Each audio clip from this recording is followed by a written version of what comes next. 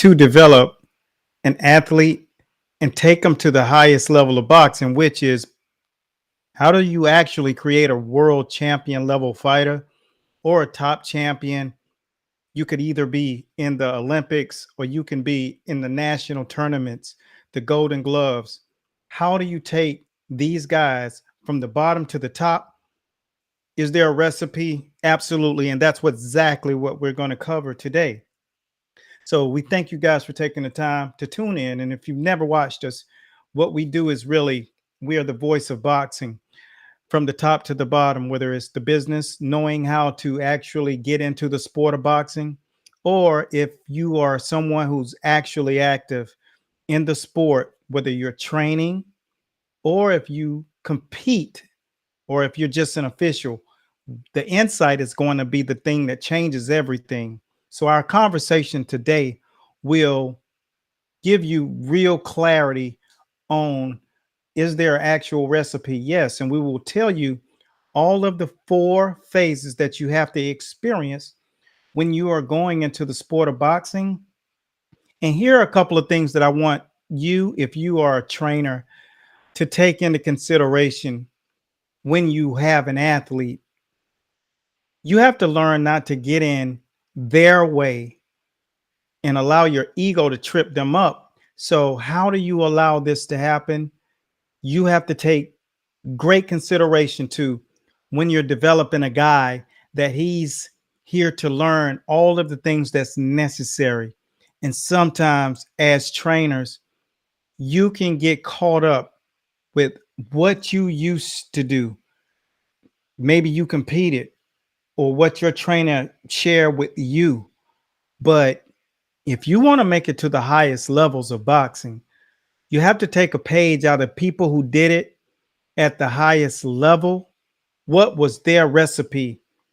Of course, they had to have some special and ability, but we're going to make it really clear. The first phase of taking your guy and becoming a champion starts like this. I'm going to read it right here from my note card so that there's no confusion.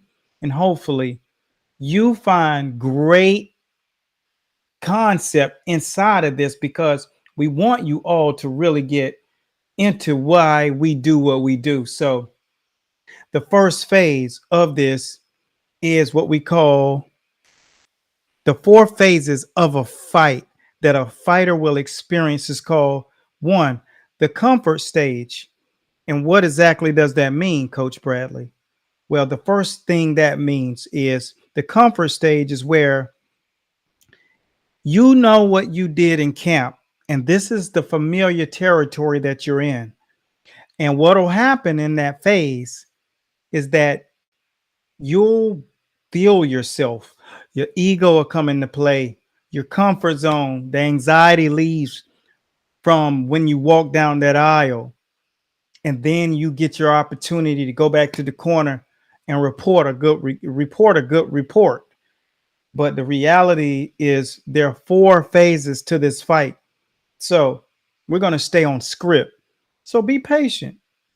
When you get done off of this feed, your IQ will be 25 points higher, maybe even 50, because I'm explaining to you the things in boxing that no one knows except the giants in the sport. So, what does this mean? Let's pare it down so it's clear to you.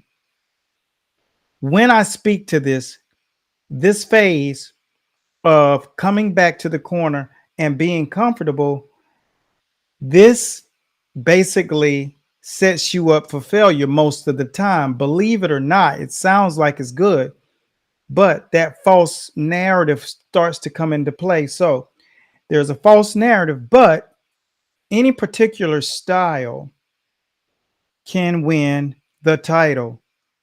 This is not the case when we speak to narratives. Here's why. A fighter experiences 4 phases in a fight, not one, not just the comfort zone. So we'll pop into the next phase. The next phase is having what he's learned turned against him. See, that's the other phase of the fight. The positive turned around really quick. Having what you learned turned against you. And what we call that in boxing is the adjustment. Sometimes it takes 2 to 3 rounds and even 4. If you ever watch a lot of Floyd Mayweather boxing, you'll notice after the 4th round, he surrenders rounds. If you don't take the 4th, he gets up on you 3 and maybe 4 rounds. Then the guy makes an adjustment, or he's one step ahead and he's allowing himself to recover for the second part of the fight. The next phase is, I want to make sure I stay on the course. The next phase, what's learned turned against him. This is uncomfortable. And if they only possess one style and one rhythm, he is considered exposed. Have you ever seen that happen in the fight? Teofimo Lopez, George Kambosos, who we actually had on the show prior to that fight. If you haven't seen that interview, make sure you type in the fight show, George Kambosos versus Lopez here. It's a very, very insightful video. But that is the first tier of getting exposed in a fight.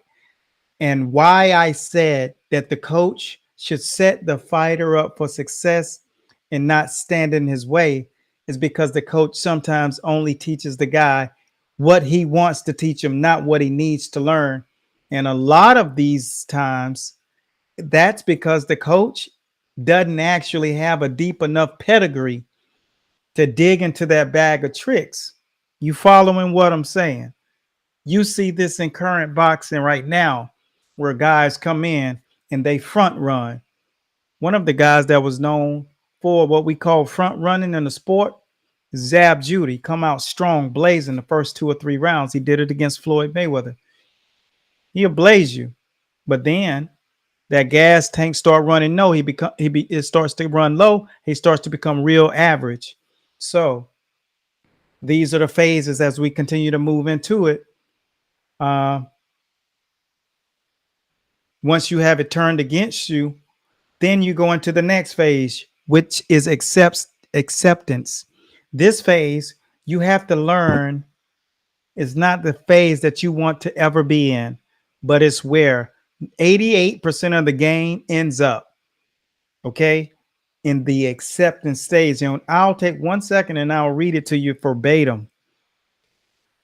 They either accept the fact that they're in over their heads, or they decide to fight until their fate is decided.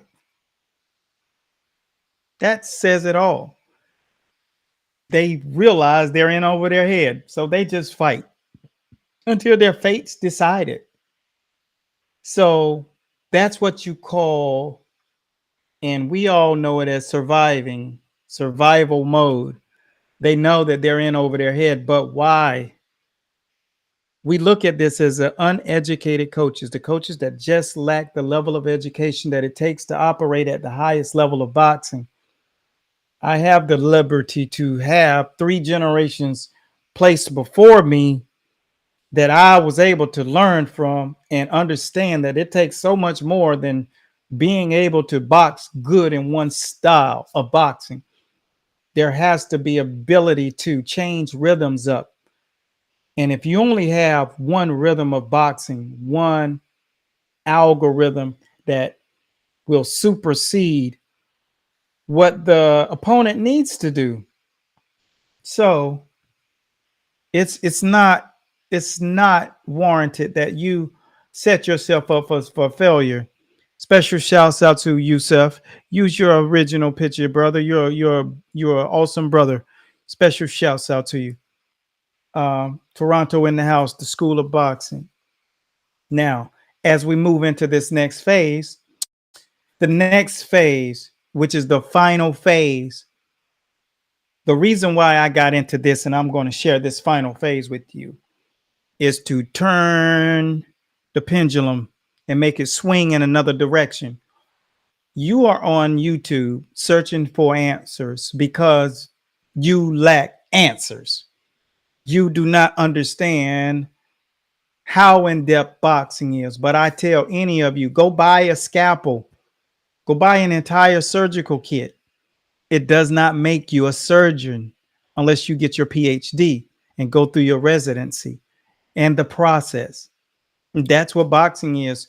A lot of you are just finding out because companies like mine have taken liberty to show you an educational platform where you learn the process of developing athletes or becoming a developed trainer fully, positioning yourself that you do not have to be one of these guys caught out here on Quiz Street without the answers.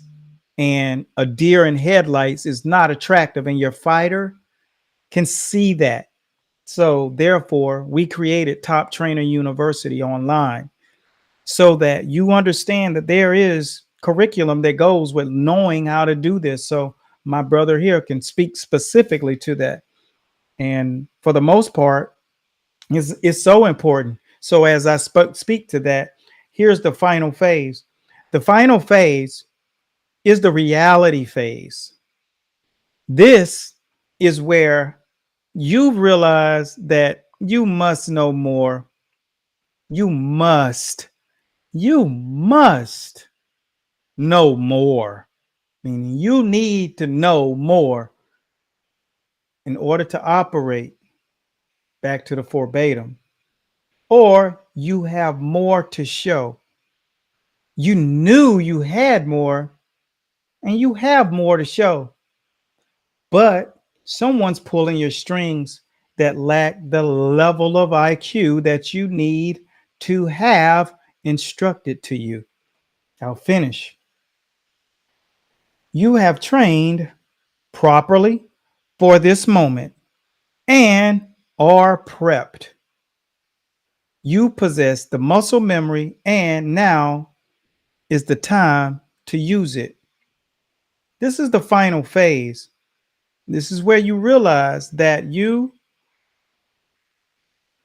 must know more. This is the bottom line. This is a different level. And this is what happens every time you go up into a phase. You realize that this is much more than I was cracked out to be. But how do you remedy this? It's the championship rounds. This is what this is considered. This phase of rises, man. And we take dedicated time to make sure that you're not out here, one of these guys, dreamers.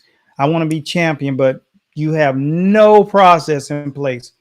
You think putting on hand wraps and punching a bag and having a coach throw mitts at you will be the case, but you're so wrong. You're going the opposite direction.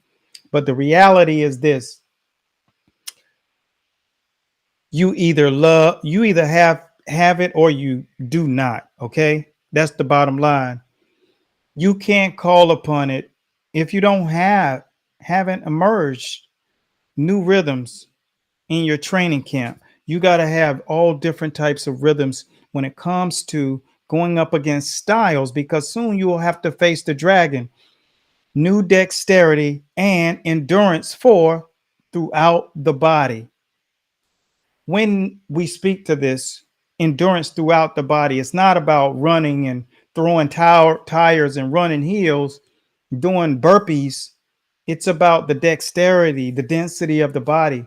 Now I'm going to really ask you this, because my thing is to educate. Your focus is to ask questions if there are questions, or at least put them in the comment boxes so that you'll know that eventually they get answered, whether it's now or soon.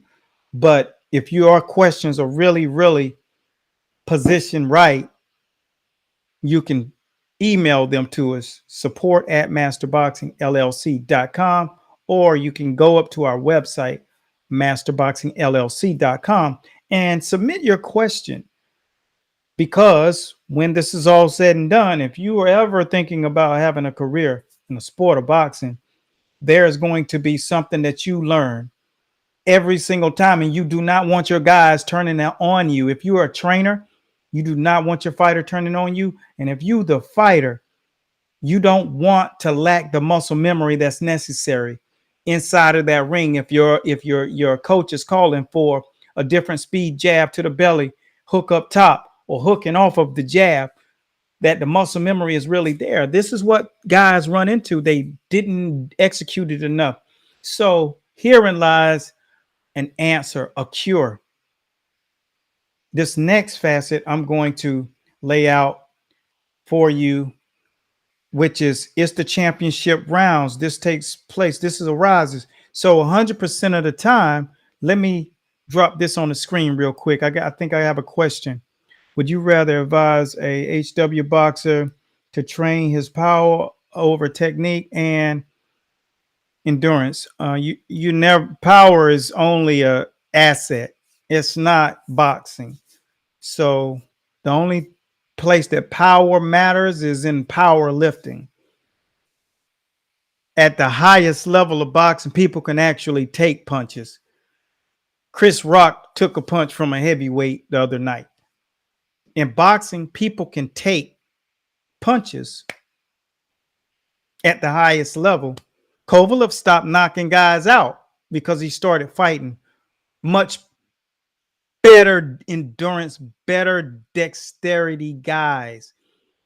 You're not going to knock Errol Spence out with one punch. You're not going to knock out Crawford with one punch. You're not going to knock out anybody at that level with one punch unless you just get that lightning in the bottle. Antonio Tarver, Roy Jones Jr. too. It's the only instance that happened. You can't build a career on lightning in the bottle. Now I'm going to give you guys some real pearls. So don't leave now. It's really just about to get cracking. 100% of the time, the ability to adapt is underestimated. Do you hear me? The ability to adapt to a guy with power, because we know how to box him. Floyd fought guys with power. Pacquiao fought guys with power. Antonio Margarita, who grinds you down. Floyd beat Canelo, who has power. Canelo beat Triple G, who has power. Only in the lowest level of boxing does power take precedence over skill and technique.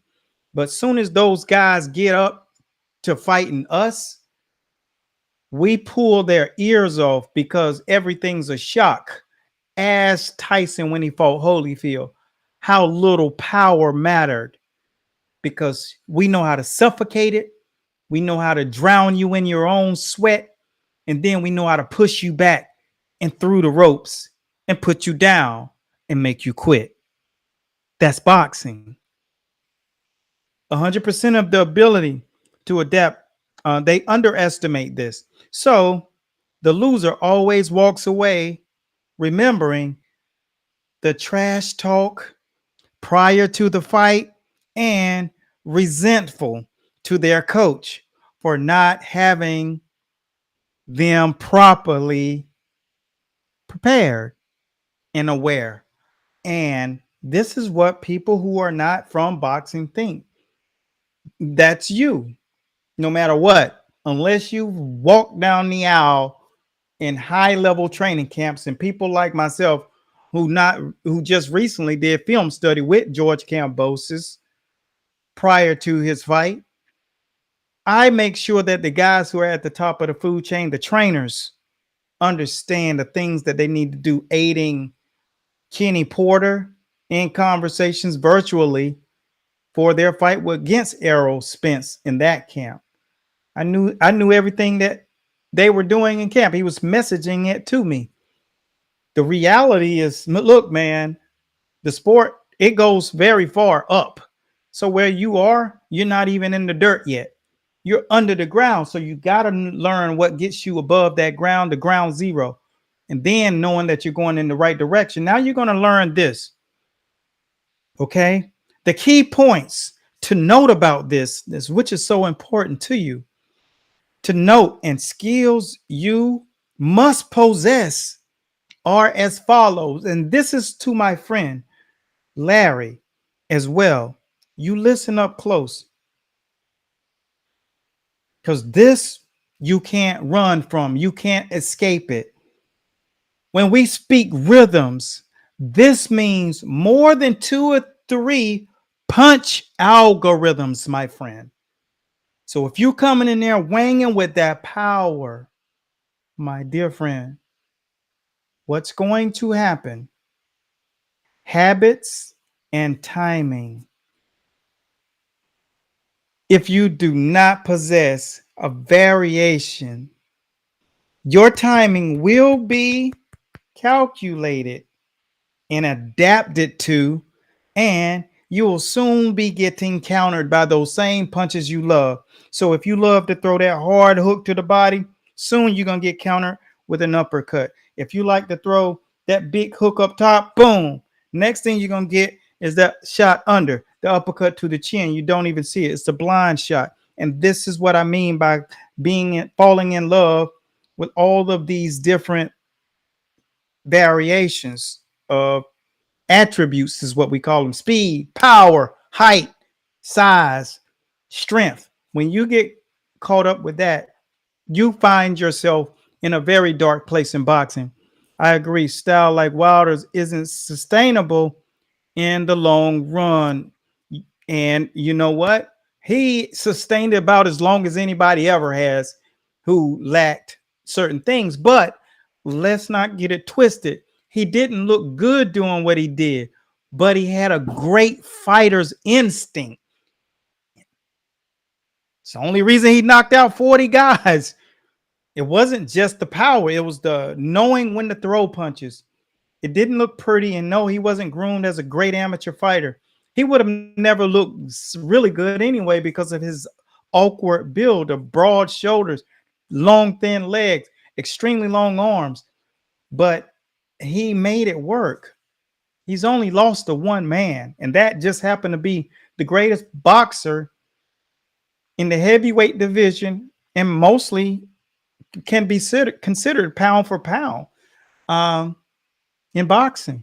You know, in the top three, he's really Tyson Fury is an absolute solid fighter all the way around. So, good point. Here, the next, now you got to take the rest of this down. Don't sleep on it because I'm here to educate you and educate you only. A lot of you are on YouTube, and all you want to do is get those tiny bits of skill. But look at what I'm explaining to you that goes behind all of that. We haven't even talked about a specific skill. Boxing is so much more. It's the doctor who goes, it's the guy who gets out of high school and go buy scalpels and thinks now he's a doctor, but you didn't get the other 16 years of education and then your residency. And now you can be called a doctor once you pass your bar. It's a real thing, man. And now after this, you'll have more insight on what more you need to be searching for. That's why we have the online school, so you can learn what you will need to know. Then you can see skills in their entirety. That's what you're going to be facing if you're trying to get in the sport of boxing. We got guys on this feed right now who are in our school learning this the right way. So when he goes against any of you who think that you can just do this with speed and power, you're going to get undressed and your ears pulled off, as we say in boxing. That's not what we want. And that's why we do this. Me, myself, please don't be the victim of going around looking at trying to find skills here and there and here and there and try to put together a style.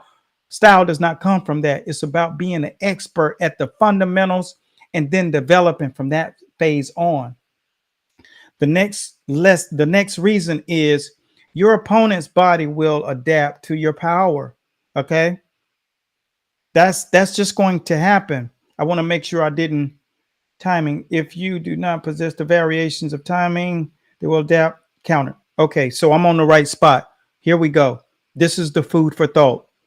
The next reason is your opponent's body will adapt to your power. This means if you don't have change up rhythms and speeds and understand how to throw those combinations, These are the kind of lessons you get in the school of boxing. They get to see how these drills are done. Nobody's going to show you that on YouTube. This stuff is what we call the secrets of the science. Okay. You won't find that. Like, we can show you, but you won't understand what it is and where do you place this, the how, when, why. Once you get in that position, they adapt to your power because you're hitting them with the same two kind of speeds. I'll tell you a guy, he lived where I lived in the same neighborhood. Once he got rich and famous, is Andre Durrell, lived right around the corner. Big, beautiful home, family, everything, the whole savage package. Decorated Olympian, but he didn't have a lot of change up speeds. Chad Dawson is another great technician, but didn't have. If you go watch Chad Dawson fights on YouTube, you can see that he was so sharp, so quick, so long, accurate, but he only had two speeds. You got to be able to adapt because the guys will be able to adapt. So if you haven't trained these rhythms, you lose for that reason, because the guys can adapt and they know your timing and they get you. And a guy like Andre Ward walks you down and presses you under the canvas. The next thing that you're going to need to take note of is next you'll have to possess the skill set in order to adapt to their counters. Not only their counters, but take away their best weaponry. What does this mean? You will need to have what they do best and put it in their back pocket, like Bernard Hopkins did Kelly Pavlik, who was just blazing guys, destroyed Jermaine Taylor twice, walking through guys at the 60 division. And he got in there against Nazem Richardson, one of my favorite coaches. And I had one of his fighters, Steve Cunningham, on the show several times. Good guy out in Pennsylvania, had his son in tournaments, boxing tournaments. And Steve's a former world champion, military, naval. You can see that interview, the fight show, type it in. And man, Nazem Richardson was a genius. He was brought up in the lineage of Bowie Fischer. And that's in Philadelphia. That's where my lineage is from. Okay, Philly. And when you learn from those are the giants of boxing. Okay, those are the giants. Those guys are the Bibles of boxing. That's what you got to know. So you know every orifice of the sport. The thing that you have to take away from this section right here is next you'll have to possess the skill set in order to adapt to the counters and take away their best weapons. So now you learn how to do this. And this is for you, Mr. No, I know boxing, Mr. I figured this out. Brother, we do not want you up in the ring against guys who are getting schooled like the guys that are in our school. Because when you go up against those guys, they're going to know a dictionary to put at you, because this is real. That's just a note card. They got books and books and books on how to address guys down, their attributes and everything. We do not want that for you. You do not want that smoke. There's not enough God-given talent and ability to outcome science, which was also God-given. If the science trumps the abilities, which it does, because it's much more to it, you lose. How do you stop a pressure fighter? You go into camp, you start working, the guy changes it up and brings pressure instead. You got to know how to answer all 8 of these questions. How do you stop a pressure fighter? Answer it, drop it down in the comment box, and then I'll undress your answer. And if someone's in the school of boxing, if you drop it down there, someone will undress it soon after you drop it, and you'll have to go back and forth and realize you've run out of gas. And that's what will happen in the fight. You got to answer this too. How do you defuse a longer jab? You're in the ring with Thomas Hearns. You weigh 147 pounds. You're 5'8.5", and that today is a tall welterweight. Thomas Hearns is 6'1". He's knocking guys out and starching them with right hands. How do you supersede that jab? You only got 12 rounds. You don't have 15 rounds like Sugar Ray Leonard did. Sugar Ray Leonard had to get it in the 14th round. And he has the superpowers, speed, power, the whole savage package. Olympic gold medalist, world championship levels, and an absolute Hall of Famer, and in the Mount Rushmore of boxing. You got to answer these other five. How do you stop the straight right hand? I'm talking about the kind of straight right hand that was delivered by guys like Larry Holmes, knocking out and stopping Jerry Cooney, 6'7". These things are super real. Let me answer a question or two.